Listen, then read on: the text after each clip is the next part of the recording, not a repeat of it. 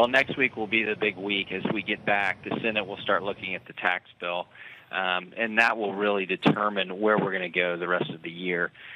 If we have a hiccup with the Senate tax agenda, that could create a little bit of a issue for the market. But really what's driving this market is a couple of things. Earnings reports remain strong. You saw Lowe's today. You saw Medtronic. They had good results. The global economic data is very steady. We had existing home sales today that were above expectations. You have optimism. Despite this concern about the Senate passing it, we think that there's a lot of optimism surrounding tax legislation, and we're probably going to see further gains. Now, valuations remain near record levels, and this is an issue. It's a little bit unsettling.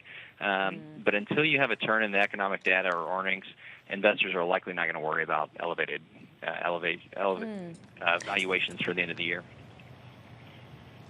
Since you mentioned the tax plan, Channing, a lot is being made, a lot of hand-wringing, if you like, over the flattening of the yield curve. But I'm wondering how much of this is to do with the fact that because of the tax plan, a lot of people want to fund their pension plans with long-dated treasuries, such as the 30-year, to take advantage of the 35% deduction this year as opposed to the lower rate next year. And that's, of course, helping to flatten the yield curve. Is that sort of what you're seeing as well?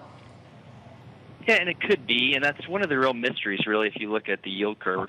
Bank of America noted that 7 out of 7 occasions in the last 50 years, an inverted yield curve has been a prelude to a recession.